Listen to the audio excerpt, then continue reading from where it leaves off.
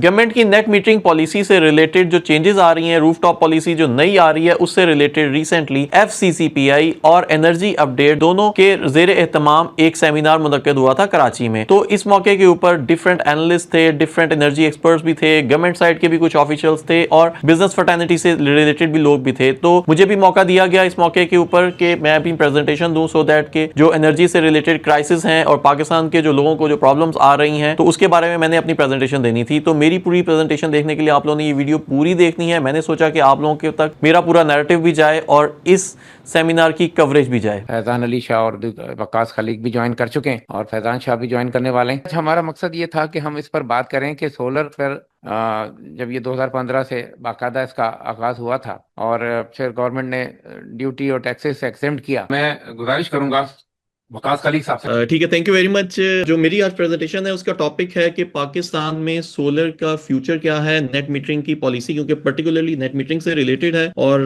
मैं कोशिश करूंगा कि आम फहम लैंग्वेज के लिए ताकि सब लोगों को समझ आए तो उर्दू और इंग्लिश दोनों का मिक्स एंड मैच रख सकूं मैं। पाकिस्तान में नेट मीटरिंग क्यों इंपॉर्टेंट है? हम लोग अब तक तकरीबन रूफ टॉप्स के ऊपर 6 गीगावाट से ज्यादा इस्तेमाल लगा चुके हुए हैं और रीजन क्या थी? क्योंकि हमारी यहाँ पे ROI बहुत तेज थी, बिजली के बिल महंगे थे, सोलर सिस्टम सस्ता था और जो कंज्यूमर्स थे वो अब प्रोड्यूसर्स बन चुके हैं, जो कि एक अच्छी बात है। लेकिन इससे पहले कि हम करंट पॉलिसीज और हमारी गवर्नमेंट की पॉलिसीज की बात करें, मेरे पास कुछ चाहूंगा कि आप लोगों को ये पता चल सके कि पूरी दुनिया में क्या हो रहा है। आलमी सतह के ऊपर हम अगर दुबई की बात करें, दुबई एक शहर है UAE का, सिर्फ एक छोटा सा शहर है, वहां पर एज ऑफ टुडे 1:1 अलाउड है जी। एक यूनिट के बदले यूनिट आप ले सकते हैं दुबई शम्स प्रोग्राम के तहत। बाय 2050 दुबई का ये प्लान है कि वो 100% 100% रिन्यूएबल एनर्जी से बना सके और बाय 2030 वो चाहते हैं कि 30 to 40% रिन्यूएबल एनर्जी से बना सकें, जो कि ये शो करवा रहा है कि उनकी बहुत क्लियर पॉलिसीज हैं फ्यूचर को और सोलर को लेके। और 5,000 मेगावाट का तो वो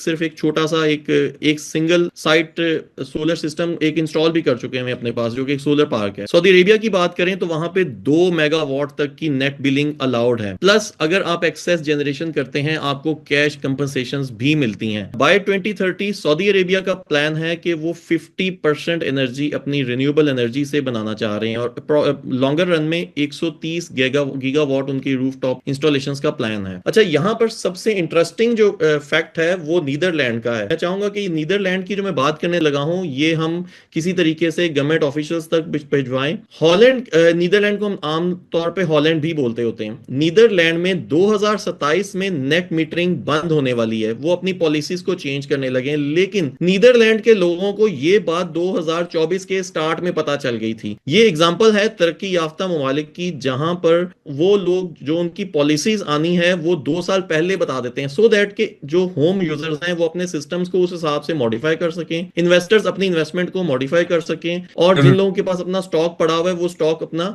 फॉर एग्जाम्पल अगर उन 2027 में नेट मीटरिंग को एंड कर रहे हैं या फेज आउट कर रहे हैं या उसको श्रिंक कर रहे हैं तो अपने ऑन ग्रिड इन्वर्टर्स को चेंज कर सकें। लेकिन हमारे यहाँ पे होता यह है कि एक रात को एक उठता है कोई बंदा, प्लान करता है, अगले दिन उसको इंप्लीमेंट कर देता है और इवेंचुअली पूरी की पूरी इंडस्ट्री कोलैप्स कर जाती है, जैसे कि आजकल हो रही है। तो नीदरलैंड की एग्जांपल को हमें किसी भी तरीके से अपने हाईअप्स को बताना चाहिए।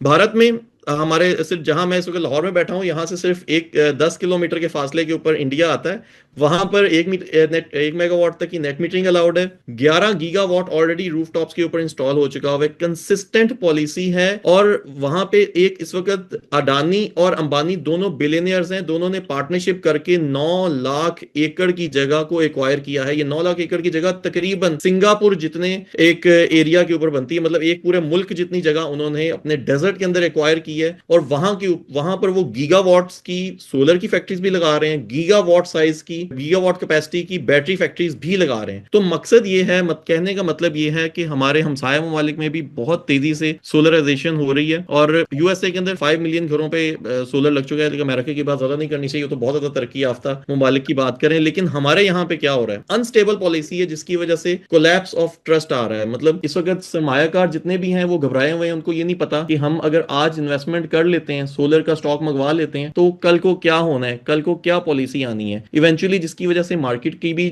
भी एंड हो रही है। और अपना इस वक्त जो रिन्यूएबल एनर्जी की ओवरऑल जो इंडस्ट्री है वो भी इस वक्त काफी नाजुक सूरत हाल से गुजर रही है। इन्वेस्टर का जब ट्रस्ट शेक होता है तो उसकी वजह से इवेंचुअली मार्केट कोलैप्स होती है।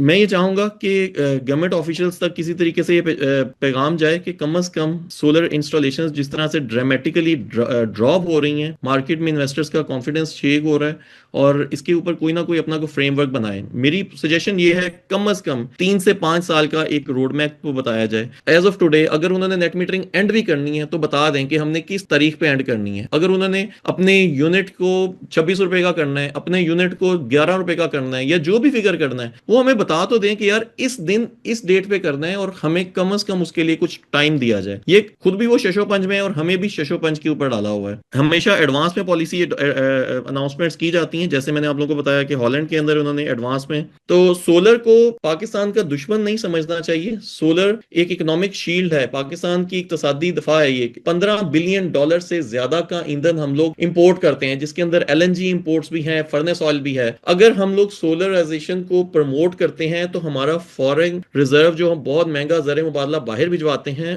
वो कट शॉर्ट होगा। हमारे लोगों को 2 से 3 साल के अंदर इन्वेस्टमेंट पूरी हो जाती है, उसके बाद उनको एक आज़ादी मिलती है, और इवेंचुअली सोलर से बनने वाली जो एनर्जी है उसको हमें एक लोकल प्रोडक्शन कंसिडर करना चाहिए। वो 100% लोकल प्रोडक्शन में आती है। जो फर्नेस ऑयल से आप लोग बिजली बनाते हैं वो इंपोर्टेड बिजली होती है, वो एक किस्म का आप इंपोर्ट कर रहे होते हैं बिजली को, बना तो यहीं पे रहे होते हैं, जो हमारे पावर हाउसेज हैं वो तो यहीं पे होते हैं, लेकिन वो काइंड ऑफ इंपोर्टेड बिजली होती है। जो बिजली आप लोग कोल से बना रहे हैं वो भी इंपोर्टेड बिजली है। जो बिजली आप एलएनजी से बना रहे हैं या सीएनजी या गैस से बना रहे हैं, हमारी अपनी गैस तो वैसी खत्म हो चुकी हुई है, तो वो भी हम बाहर की इंपोर्टेड एलएनजी से बना रहे हैं। तो इस वक्त 3 मेजर सोर्सेज तो जो बिजली बन रही है वो इंपोर्टेड बिजली है। वेयर है सोलर से बनने वाली बिजली वन टाइम सोलर इंपोर्ट हो जाता है, उसके बाद वो लोकल प्रोडक्शन में कंसिडर होती है। सोलर को प्रमोट करेगी अगर गवर्नमेंट, तो उससे हमारा दरामदी बिल कम होगा, गैर मुल्की ज़र मुबादला की बचत होगी, और इवेंचुअली हमारी एनर्जी इंडिपेंडेंस होगी हमारे पास।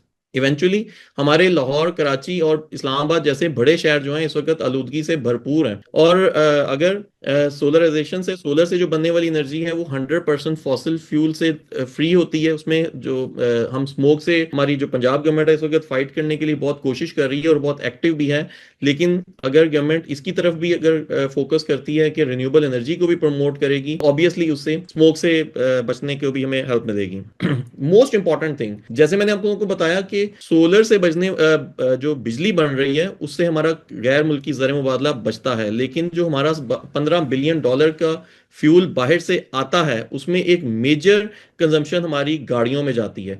अगर इलेक्ट्रिक गाड़ियों की एज ऑफ टुडे हम बहुत ज़्यादा चर्चा चल रहा है, हर शख्स इलेक्ट्रिक गाड़ियों की तरफ भाग रहा है, अगर इलेक्ट्रिक गाड़ियों को प्रमोट कर रही है गवर्नमेंट तो साथ साथ इलेक्ट्रिक गाड़ियों और शमसी तवानाई दोनों की एक आपस में पार्टनरशिप बनती है, क्योंकि इलेक्ट्रिक गाड़ी की आरओआई बनती ही तब है जब आप उसको सोलर एनर्जी से चार्ज करते हैं। लोग अपने घरों में फ्री ऑफ कॉस्ट इलेक्ट्रिक गाड़ियों को चार्ज कर सकते हैं। जब वो अपने घर में सोलर से चार्ज करेंगे तो वो गाड़ियां जो पहले पेट्रोल खा रही थी अब वो सिर्फ सोलर खाएंगी, और सोलर फ्री होता है, सोलर जीरो एमिशन होता है, सोलर आपकी एक्स्ट्रा एनर्जी, एक्स्ट्रा प्रोडक्शन को इस्तेमाल कर रही हैं वो गाड़ियां। गवर्नमेंट को ईवी चार्जिंग स्टेशंस को भी प्रमोट करना चाहिए। अगर दिन के टाइम गवर्नमेंट के पास एक्स्ट्रा बिजली मौजूद है, क्योंकि हमें गवर्नमेंट की साइड का उनका अपना पॉइंट ऑफ व्यू है, उनका अपना नैरेटिव है कि उनके पास दिन के टाइम एक्स्ट्रा एनर्जी है, तो एक्स्ट्रा एनर्जी को वो दिन के टाइम सब्सिडाइज रेट्स के ऊपर इलेक्ट्रिक चार्जिंग स्टेशंस को दे सकते हैं। इलेक्ट्रिक चार्जिंग स्टेशंस में अगर वो बिजली जाएगी, गाड़ियों में वो बिजली जाएगी, तो एक तो वो सस्ती बिजली होगी प्लस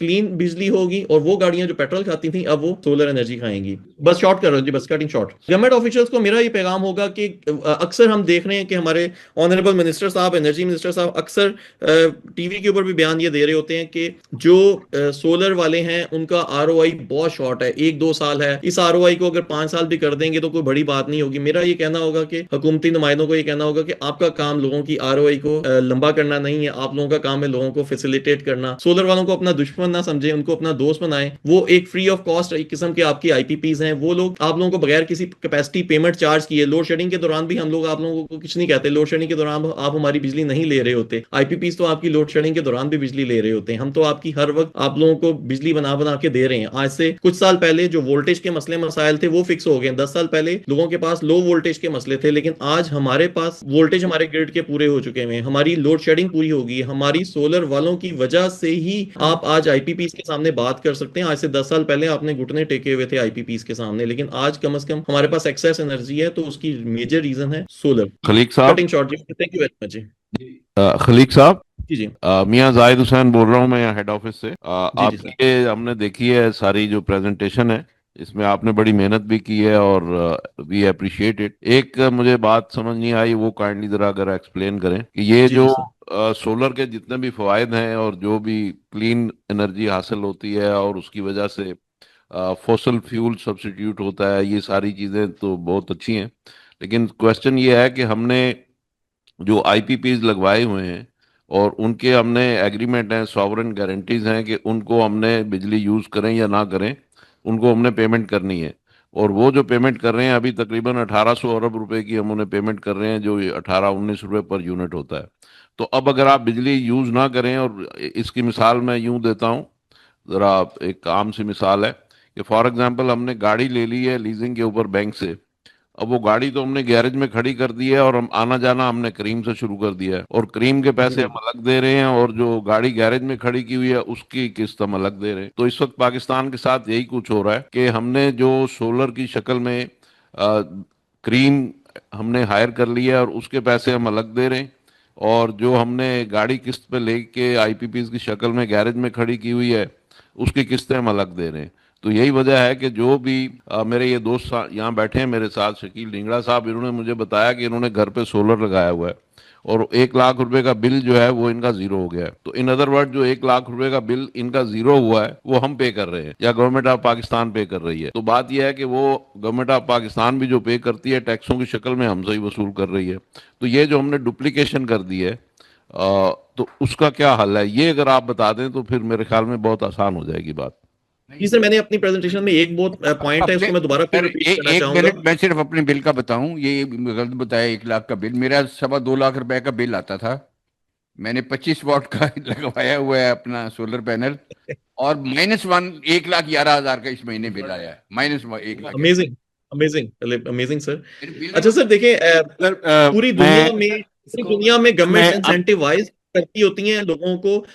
अगर आप ट्रांसपोर्टेशन को देखें, पूरी दुनिया में ट्रांसपोर्टेशन जिस कॉस्ट की होती है उस कॉस्ट के ऊपर वो आगे नहीं बेच रहे होते। कुछ चीजों में अगर किसी चीज में कलेक्टिवली आवाम का फायदा हो रहा है, तो वहां पे गवर्नमेंट को अपने इस चीज को नहीं देखना चाहिए कि इसमें उसको फायदा है या नुकसान है। अपार्ट फ्रॉम दैट, मैंने अपनी प्रेजेंटेशन के अंदर आपको एक पॉइंट बताया था कि ईवी चार्जिंग स्टेशंस के ऊपर इस वक्त गवर्नमेंट फोकस नहीं कर रही। अगर हमारे पास इतनी एक्सेस जनरेशन हो रही है, तो हम इस एक्सेस जनरेशन को गाड़ियों में क्यों नहीं डाल सक रहे। आप गाड़ियों में एक जो ह्यूज फ्यूल जा रहा है वो इलेक्ट्रिक गाड़ियों में अगर हम डाल सकते हैं, अगर गवर्नमेंट इलेक्ट्रिक टैक्सीज को इंसेंटिवाइज करे, उसके ऊपर सब्सिडीज दे, और इलेक्ट्रिक टैक्सियां पूरे पाकिस्तान में अगर फैल जाएं, प्लस बड़े शहरों के अंदर इलेक्ट्रिक जो बाइक्स हैं इनको मुतारिफ किया जा सकता है। आप चाइना में जाएं तो वहां पे स्मोक से निपटने के लिए और उन्होंने सोलर को यूटिलाइज करने के लिए अपने पास जो पेट्रोल वाली बाइक्स है वो बैन ही कर दी हुई हैं। वहां पे इस वक्त आप इलेक्ट्रिक बाइक्स को यूज कर रहे हैं। तो कुछ ना कुछ ऑल्टरनेटिव जरूर हैं। आप ये जो बिजली बन रही है हम सोलर वालों से बन रही है सस्ती बिजली, आप इंडस्ट्री को क्यों नहीं देते? इंडस्ट्री को दें, इंडस्ट्री फ्लरिश करेगी। वो लोग जो बेचारे रो रहे हैं, आज टेक्सटाइल इंडस्ट्री बंद हो रही है, उनको 40-42 रुपए का यूनिट पड़ रहा है, उनको आप हमसे 26 का लेके उनको 26 का दे दें। उन लोगों के तो हमारे टेक्सटाइल इंडस्ट्री, हमारी एक्सपोर्ट्स बढ़ जाएंगी। तो थोड़ा एक कलेक्टिवली ये काम, ऐसे काम है जहां पे पॉलिसीज और डिफरेंट स्टेक होल्डर्स को एक लाइन पर लेके इस एनर्जी को यूटिलाइज किया जा सकता है।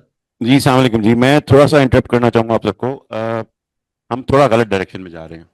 पहले हम ये डिसाइड कर लें कि हमारा आज का जो सेमिनार है इस सोलर के बारे में है या नेट मीटरिंग के बारे में है। क्योंकि जो मेरी नॉलेज के मुताबिक, I have been touch with, मैं नेपरा के साथ भी इन टच हूँ, मिनिस्ट्री के साथ भी इन टच हूँ, मैं हर एक से इन टच हूँ। अभी तक सोलर लगाने के ऊपर गवर्नमेंट ने कोई पाबंदी नहीं लगाई है। विकास, आपका कंक्लूडिंग। अच्छा सर, मैं क्योंकि आपकी आवाज बहुत ज्यादा कट गई थी, मैं मुझे आपका पहला पॉइंट बिल्कुल सुनाई दिया कि सोलर के बारे में बात नहीं, क्योंकि देखिए सोलर और नेट मीटरिंग दोनों इंटर रिलेटेड हैं। बेसिकली इस वक्त जो हमें ये लग रहा है ना कि जो इस वक्त गवर्नमेंट अपना नैरेटिव देना चाह रही है वो ये देना चाह रही है कि शायद सोलर लगाने वालों की वजह से पूरे ओवरऑल हमारा वापडा का सिस्टम कोलैप्स कर गया है, या ओवरऑल गवर्नमेंट को नुकसान है। और अक्सर हम जो प्रेस कॉन्फ्रेंसेज या गवर्नमेंट का नैरेटिव जब भी ले रहे होते हैं तो हमें ये लग रहा होता है कि शायद हमने सोलर लगाकर कोई बुराई कर लिया है या कोई गुनाह कर लिया है। तो मेरा मकसद ये है कि एक तो इस नैरेटिव को चेंज किया जाए, रिन्यूएबल एनर्जी को प्रमोट किया जाए। हम गवर्नमेंट से कोई लोन नहीं मांग रहे, हम उनसे कोई सब्सिडीज नहीं मांग रहे, जो कि कभी भी हमें मिली भी नहीं है। हमने कोई फेवर्स नहीं ली, सिर्फ यही कहा है कि जो एक्स्ट्रा बिजली है हमारी वो हमसे ले लें। और वो बिजली लेके हम कोई बिजनेस नहीं कर रहे। सोलर लगा के कोई, सोलर कोई इटसेल्फ एक बिजनेस नहीं है। जो बंदा अपने छत के ऊपर सोलर लगाता है वो उसको लगा के उसकी बचत से अपने घर पे ही लगा रहा होता है, या जो फैक्ट्री पे लगा रहा होता है वो अपनी फैक्ट्री की बहबूद के लिए लगा रहा होता है। तो it's not kind of business. तो अगर एक ऐसी चीज जिससे कलेक्टिवली ओवरऑल पूरे पाकिस्तान के लोगों का फायदा हो रहा है, तो इसमें हुकूमत को प्रमोट करना चाहिए, इसको इंसेंटिवाइज करना चाहिए, नेट मीटरिंग को भी मजीद इंसेंटिवाइज करना चाहिए। हाँ, जो एक्सेसिव एनर्जी है उसको यूटिलाइज करने के तरीके जरूर ढूंढें।